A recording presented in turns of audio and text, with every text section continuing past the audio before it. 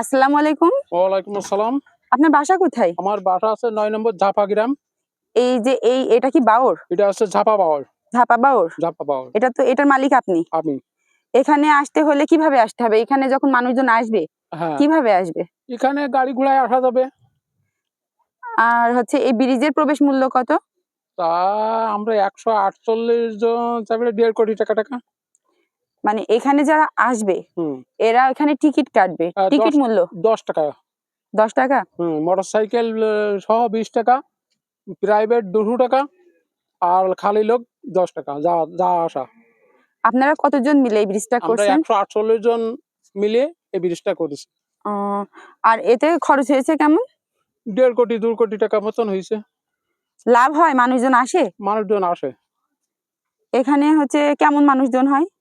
ও মানুষ ভিড় হিসাবে শুক্রবারে বেশি হয়। আজকে তো শুক্রবার, সেই আজকে হিসেবে তো শুক্রবার। ফাঁকা। বিকালে লোক হবে, রোদ পড়লি। এখন রোদ প্রচুর, এই জন্য লোকজন হ্যাঁ, লোক কম। বেরোয়নি, বিকাল বেলায় প্রচুর লোক হয়। এটা হচ্ছে ঝাপার বাওর। আপনি দুধ বিক্রি করেন? হ্যাঁ, আমি দুধ ব্রিজ থেকে এত লাভ হয়, আবার দুধ। মানে বাসায় কি ফার্ম আছে? হ্যাঁ, বাসায় ফার্ম আছে। নিজের ফার্ম। নিজের ফার্ম। এই দুধ কত করে বিক্রি করছেন? আমরা ৬০ টাকা করে কেজি বেশি। আর এখন দুধ আছে? এই এখন আবার যাই দোয়াবো, দুধ দিয়ে আসলাম। এখানে তো দামও কম। হ্যাঁ। আপনাদের এখানে মাছ কি মাছ পাওয়া যায়? সব রকম মাছ পাওয়া যায়, খয়রা মাছ পাওয়া যায়, রুই মাছ পাওয়া যায়, বিভিন্ন ধরনের এই বাওড়ে চাষ হয়। এই মাছ কিনতে হলে কোথায় যেতে হবে? এই তো ওখানে বাওড় কোম্পানিরা আছে, ওরা সকাল বিকাল মারে। সকাল বিকাল? মাছের দাম কেমন কি জানেন? এখানে কম নাকি বেশি? এখানে কম। এখানে কম? তাহলে তো আপনার এই বিল দেখতে আসলে এখান থেকেই মাছ কিনে নিয়ে যেতে হবে। হ্যাঁ, বাওড় দেখতে আসলে এখান থেকে মাছ কিনে নিয়ে যেতে আপনাদের হবে। তো প্রচুর মাছ খাওয়া হয়। কি মাছ পছন্দ আপনার? আমাদের সব মাছই কিনি, রুই মাছও কিনি, জাপানিও কিনি, মানে বাওড়ের থেকে মারেও। মাছ কিভাবে মারেন? ওই কল দিই, ছিপ দিই, বড়শি দিই। মাছ ওঠে? হ্যাঁ। মাছ ছিপের ভিতরে কি দেন? ওই আটা দিই, আটা গাঁথি দিই। আটা গেঁথে দেন? ফেলাই দিলি দেওয়া একটা হইলো, ওই নিয়ে আটা দিলাম। জায়গাটা তো অনেক সুন্দর। হ্যাঁ, সুন্দর। এরা অনেক আগে একবার এসছি আমি এখানে। ১৭ সালে এই ব্রিজ উদ্বোধন হয়েছে। আপনার নাম কি? আমার নাম শ্রী কর্ণচন্দ্র দাস। আচ্ছা, এই ব্রিজের নিচে কি টায়ার কি দেওয়া? এটা হচ্ছে ভাসমান সেতু, মানে এ পানি উঠলি উঁচু হবে, পানি নামলি নিচু হবে, মানে ব্রিজ ডুববে না। ব্রিজ ডুববে না? হ্যাঁ, এতে মাইক্রো টাইক্রো সব চলে।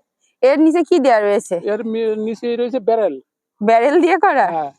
এত সুন্দর আইডিয়া আপনার কে দিল? আমরা প্রথম আগে একটা বালি কাটা মেশিন এই বাবড়া থেকে বালি উৎপাদন তুলে ওপরে তুলছিলাম। তোলার পরে দুটো বেরল দিয়ে সেই মেশিন যা বহুত মানে ওজন, সেই বেরল যখন দেখলাম যে এরপরে দিলি ডুব দিস না, তাহলে তো মানুষও চলাচল করা যাবে। এইবারটা ওই বেরলের থেকে আমাদের দুগুণ ৪ কাঠ দিয়ে ওই মেশিন ওর পর ধোয়া হইলো। ওই চিন্তা করলাম তাই তো মানুষ তাহলে এই বেরলের পর হাঁটতে পারে, সেখান থেকে এই বাসন ব্রিজ শুরু হইলো। মানে আমরা নিজেরাই করলাম, মিস্ত্রিটাই। মানে এখানে যখন ওই বালি উৎপাদন হতো, হ্যাঁ। সেই সময় ওই ইসে থেকে আপনাদের ধারণা আসলো যে ডুবছে না মেশিন, তাহলে ব্যারেল দিয়েই করা যায়। ব্যারেল দিয়েই করা যাবে। তাহলে তো বিশাল ভালো। মানে এই জন্য মানুষজন আপনাদের এই মাথায় আসার কারণে মানুষজন এই যে দেখতে আসতে পারছে, একটু পরিবার পরিজন নিয়ে আনন্দ পাচ্ছে। হ্যাঁ, পাশে পাহাড়ও আছে ঘোরার। পার্ক আছে? হ্যাঁ। কি পার্ক? ওই যে শিশু পার্কটার মানে গাছগাছালি দিয়ে কায়দা করেই করা। ও এখানেও ছিল।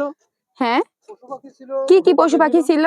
ও কুমির ছিল, বিভিন্ন ধরনের বাঘ টাঘ সব ছিল। বাঘও ছিল? বাঘ, হরিণ।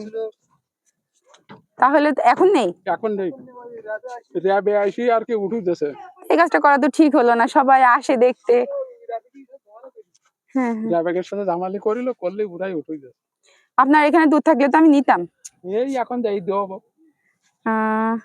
আচ্ছা, ঠিক আছে, আপনাকে অসংখ্য ধন্যবাদ।